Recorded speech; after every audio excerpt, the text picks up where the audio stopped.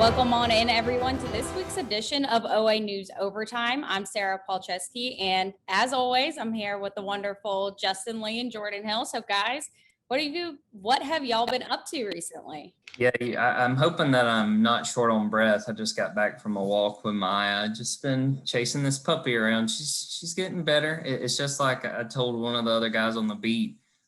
It's just like Brian Harsin saying, "Want to be 1-0 every day. We want to no accidents, go to sleep with no fights." That's all we're looking to do. She's done pretty good, I gotta say. Sarah P, are we addressing the elephant in the room? What's going on here? We'll address it later. Come on, Sarah P. All right. We will address the elephant in the room later. We call that Are we addressing the elephant in the room about Auburn fans rolling tumors after Alabama lost to UCLA? Is that the elephant? Segue. I thought we were talking Auburn Soccer. Lots of elephants in the room this week, but you know what, guys? I'm going to dive right in. It's Auburn football. Spring practice, they had their first scrimmage, and we got to go to practice on Thursday. So what have y'all's biggest takeaways been so far, this far into spring practice for Auburn football? Two things right off the top. First off, sincerely, I want to give credit to the Auburn Sports Information Department because we've gotten access that I didn't think we were going to get. And that's probably a credit to the coaching change and the coaches wanting to kind of let people see what the new era is going to look like. But like you mentioned, Sarah, we were at that open practice for something like 40 minutes on Thursday, and that was after we were at the entire practice the previous Saturday. So it has been nice to get access that we weren't really expecting. On the whole, not a lot of surprises that I've seen. I think that we've gotten a good sense of, some of the depth chart and some of the changes we might see. I think the biggest thing's been the defense. We know it's going to look different, switching between a three-man front, a four-man front, and some of the guys that are involved in that situation and sort of that setup. But it's been a pleasant surprise to be able to kind of look behind the curtain, see what the offense might look like, see, two tight end sets. So what a concept. Well, some crazy stuff. But in all honesty, it's been nice to get a chance to see the guys getting in some practice and get a look at who we may see as some of the starters, some guys that will surprise, some guys we didn't think was quite as highly evaluated or thought of in that last, by the last coaching staff, but that's natural. That's what happens when there's a coaching change. Guys pretty much get to start over and they get a chance to sort of earn the respect and earn the trust of a new coaching staff. So it's been nice to see them get started, but we're pretty much at the halfway mark because they're taking a break and then they're going to go back this coming week to spring practice leading up to A-Day on April 17th. So a lot can still change, but it's been nice to sort of get a sneak peek at what we'll probably be seeing come A-Day. Well, I appreciate Brian, still being a coach and saying there's no depth chart, but admitting that there is a pecking order. You can kind of see the depth chart kind of filling out in front of us without just being in denial about it. Like, oh, pay no attention, to the man behind the curtain. So we can kind of see a little bit of what they're working with at the beginning. And that, and like I said, I mean, they've, because of COVID, we really didn't know what we were going to see. I mean, we didn't see a single practice all fall. So yeah, we've seen a little bit. And of course, none of it's been a crazy surprise, but it's just, that's been good. And I guess the main takeaway is they're just working, and we'll see where it goes. But we see the starting point. It's not much of a surprise, and we'll see how it evolves going into the fall. And we learned Jeremiah Wright towards ACL during their first scrimmage of spring practice. How important is that loss for Auburn in the spring heading into a fall where he likely won't be able to come back that quickly? I think it's big. I think Jeremiah was probably one of the bigger surprises, at least to start spring practice, because we went out there for that Saturday practice. And Jeremiah Wright, a guy that was recruited to play offensive line and moved to the defensive line, is taking snaps with the first team. You're like, oh my gosh, this guy might be starting at defensive tackle. It's a real shame that he got hurt. There's a window where maybe he can come back at the very end of the season, but even that's going to be a push. It's unfortunate he got hurt. If that injury is going to happen, you kind of want it in the spring because now that opens up opportunities for other guys to prove themselves. I wrote a story that'll be in Thursday's paper talking about, 5 different guys throughout the roster to kind of keep your eye on going into what's left of the spring. And Marquis Burks is one of those guys. He was playing in Jeremiah's place Thursday when we were able to watch practice. He's a JUCO guy that I think he played in about 5 games last year and had some moments. He got a sack against Alabama and played pretty well against Mississippi State and Northwestern. But, this is his chance to prove himself. And there's other guys like Zykevius Walker and a few other defensive tackles who now have a chance to step up and show, Jeremiah's loss is probably going to be a significant one, but that they've got other guys that have the opportunity to prove that they can be counted on and to hold. When you're playing that 3-man front, that defensive tackle, that guy in the middle is real important. They need someone to be able to step up. Now's the chance for some of these guys to prove themselves and show that they can step up and really hold the front on the defensive line. Jordan, you kind of mentioned, these players that are surprising you that y'all didn't necessarily think of heading into spring camp due to the coaching change. Which players have stood out to y'all thus far in spring camp? Well, the shame is Jeremiah, right, was one of those guys, and we said he's gotten hurt. But Javarius Johnson, a receiver, the receiving core came in and it not only lost the top 3 targets from last year, Seth Williams, Anthony Schwartz, Eli Stove, those guys are all going to the NFL. But, you got, Zevion Capers is hurt. Shedrick Jackson is also dealing with injuries. So it's kind of wide open with receivers. Javarius Johnson was a guy that didn't really play a whole lot last year, and he's come in and really seems to have impressed Mike Bobo, impressed Brian Harsin. Not only was he, playing, I think they had him in the slot when we were watching them on Thursday, but, he's also been working at punt returner. He could be a guy that helps Auburn in several different facets, and that's what they need. And that's what's really fun about a coaching change is you get kind of a whole new look at, even things you kind of take for granted, like who's playing on special teams and who's running back kicks. I think he's played really well so far. He seems to have made an impression. And, that's a big guy. And then the guy we talked about coming off of practice Thursday, JJ Pegues. And we knew what he was able to do at the end. And I think we talked about it last time. Justin got some photos of him laying out Zacoby McClain in that Saturday practice. But now Harsin's talking about, hey, he might be playing on defense. He might be playing on special teams. And, honestly, I really like the idea of him playing on the defensive line and bringing pressure on the opposing quarterback because Auburn's got a few different options at tight end with a guy like Brandon Frazier. I know Tyler Fromm's been in there, a couple other guys that have been getting in the mix. Why not try him on the defensive line here and there and let him show that quick burst that he's got, that athleticism that he's made those blocks. Let's see if he can go chase down some quarterbacks and really make some big plays. So those are the 2 guys to me, Javarius Johnson and JJ Pegues. And again, we've got 9 practices left, and that includes A-Day. So there's plenty of chances for some more guys to kind of rise to the occasion and show that they can be counted on when we get to the fall. It sounds insane, but maybe it's 3rd and long, they're going to pass. You put him on the edge and see if you can get around somebody. I don't know, man. I don't know if we'll see that. But like you said, that's kind of the open season part of this. When there's a new coaching staff, everything's up for grabs all of a sudden, and everyone's making a first impression. So yeah, it seems to happen, every time there's a coaching change that happens, it all starts over. So a lot of guys are, we'll find out in the fall more of who those guys are who took advantage, because right now they're trying to take advantage of that. So y'all mentioned, obviously, we're about halfway through spring camp leading up to A-Day on April 17th. What do y'all kind of expect to see from the rest of this spring camp leading up to that A-Day game? I think the biggest thing for me is just to see if they kind of settle in on the offensive line, because what we've seen so far is the exact lineup we saw for the majority of 2020. And we've talked about guys like Brendan Coffey, who played a good bit at the end of last year when Brodarius Ham got hurt. All indication so far is it's the same lineup, but do they try to, put people in? Maybe even in A-Day, do we see them kind of shift guys around when you still got the first team offense working? That's probably the big thing for me, and also the secondary, just because there are so many pieces. I think really when you look at it, I may say the secondary is the most talented part of Auburn's team. They've got guys that they can put in a number of positions, and they've talked about Nehemiah Pritchett, who was a guy who was playing cornerback. They're working him at nickel right now, and I think that would be a really interesting move. And I wrote about today a local guy, Devin Geis, who's been at Auburn for 4 or 5 years now. from Opelika, he's been working at nickel a little too. Could we see a guy that's a super senior all of a sudden, be trusted to play a big role in the secondary? I think it's probably between him and Nehemiah.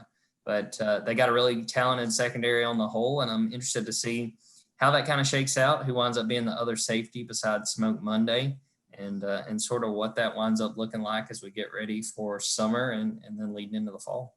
Yeah, I'm interested in receivers too. I mean, because Seth's gone and Schwartz is gone, and you got a whole new look there.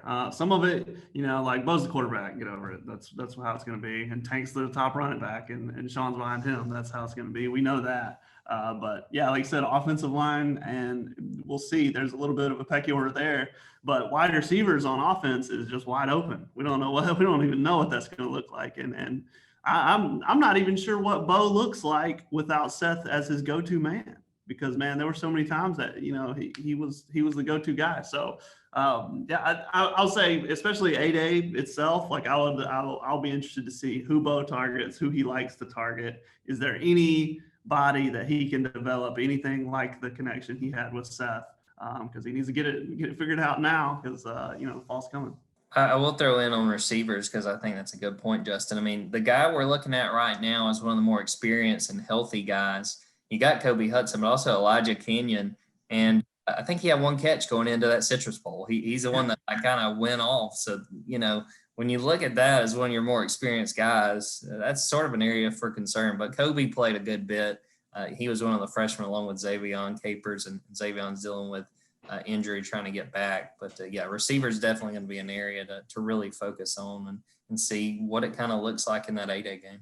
It'll definitely be interesting watching this Auburn team progress through 8A and then again into the fall. Auburn Soccer brought back the rivalry trophy against Alabama this past weekend. And Justin, you've been following along more so than either of us about the latest in Auburn Soccer. So how important was that win for that Auburn Soccer team in their mini spring season? Yeah, it's big. And they're obviously, I talked to Coach Hoppa before, and it was kind of funny because I was just like, we've talked about, the big goal is to make it to the NCAA tournament. The big goal is to impress the selection committee. But then when you roll around the schedule and Alabama's on the schedule, all of a sudden you don't care about any of that. We're trying to beat Alabama. And they had lost to them in the fall, and they really felt like they shouldn't have.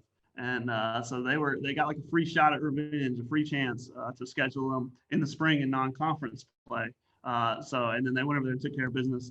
They won 2-1. Alabama scored with literally 15 seconds left to kind of cut the margin in half. But it was a dominant victory. That was, in fact, Alabama's only shot on goal that game. So, but it's big because they've now won 3 in a row. They're now 8-5-3 overall for fall and spring, and it all counts together because they played the SEC season in the fall because football's playing in the fall, and they had to have girls sports play in the fall. That's why they did that. But now the NCAA tournament was delayed until the spring, so now they did it backwards. They did conference play, and now they're doing non-conference play to round out their schedule, so they have a full, complete resume. So, to actually get wins, not draws, is big. To get W's, and they're piling on up. They've got 3 in a row now. I don't know where they are on the bubble. I would think they're in a favorable position right now with an opportunity, especially if they close out with the wins against South Alabama and Virginia Tech. I mean, you're closing your regular season with 5 straight wins. They felt like entering the spring, they were on the bubble. They had a good chance as long as they were successful, and they've been successful so far. Tricky thing is it's a 48 team field instead of 64, so we're all kind of in the dark, I think. But if you can't mess around and get a bunch of scoreless draws in the spring, and expect to get in the NCAA tournament, you need wins, and they're getting them. They beat Georgia, Louisville, and Alabama all in a row. They've got a strong opportunity to win again against South Alabama. And then they play Virginia Tech. So we'll see. Ultimately, like I said, it's all about the NCAA tournament. That's why they're playing in the spring. They're kickstarting it to boost their resume, to improve what they did in the fall.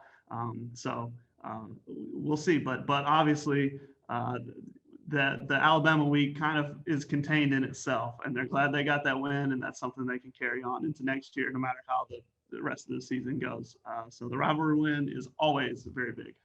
Well, Justin, speaking of hardware and postseason play, we got Auburn Equestrian, something we all pretty much can agree that we don't know very much about. But Auburn Equestrian continued its reign of dominance this past weekend, bringing home yet another SEC championship title. I know y'all can't really expand too much on equestrian because it's a very complicated sport that I know a lot of us don't know about, but how important is it for Auburn to have this like pillar championship team that year in and year out, they're bringing home hardware and championship titles constantly? I mean, you sure like it. I mean, a lot of people get fired up about it. Just check out social media. And they will be the top seed at the NCEA championship. So they'll be number 1 seed. That's April 15th. So we got a couple weeks there. And that's where they can win the national championship again. It's a big deal. I thought it's kind of funny that all these Alabama fans, after they lost in basketball, started, they're part of their smack talk with Auburn was like, oh, what are you, an equestrian school? I'm like, what? Auburn Equestrian's like reputation is out there. Like even other fan bases know about it. So I don't know. Auburn people are proud of that. And then once for another year, they can be proud again because they won that SEC championship again. Yeah, just jumping off what Justin said, no matter what sport you're playing, if you can win that consistently, I mean, that speaks for itself. It's so hard because it's not like there's no competition. I saw somebody asking, like, does other SEC schools even have equestrian? I know they do. Georgia's is pretty good, and that's who Auburn beat. So it's something to be proud of. I get why people are excited about that. And first, let me just throw in, come on, Alabama fans. If you want to talk smack about Auburn bass fishing. Don't talk smack about equestrian. Like, no. You got that on a tee. Oh, no. You got that on a tee. You can do better. I have faith that Alabama fans can do better than that. I was going to bring up the roundtable. Do we think Auburn rolled the trees because of equestrian, or do we accept the truth that they rolled the trees because Alabama lost to the? It was 1,000% because UCLA beat Alabama. I hate to say that.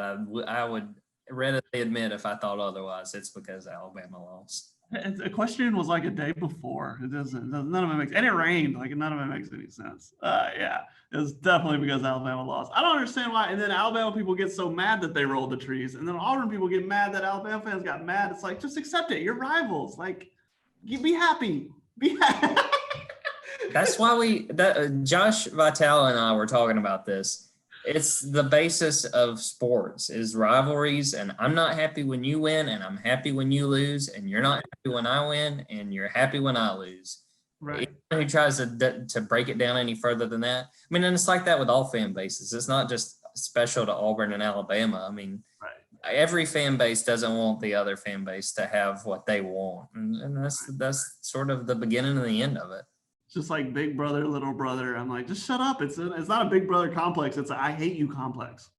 Just accept it. Everybody needs to accept it and admit that you hate them. Just go nuts. Roll the trees harder. I don't care. I will say I had a very happy Auburn fan when UCLA pulled that out in overtime this week. I mean, it's beating your rival losing. Of course, you're happy. And of course, you got a lot of Auburn fans and bring this up. Alabama, who'd they play in the tournament? A 15 seed, a 10 seed, and they lost to an 11 seed. And then Auburn, I don't even know what seeds they were, but they went through the 3 historic blue blood programs, and Auburn fans still can hang their hat on the fact that they are still the only college in the state of Alabama to go to a Final Four. Sure. UCLA, it turns out that, they beat Michigan, but I wasn't very impressed with Michigan. So, that's, we'll see how far UCLA goes. I don't think they go much further.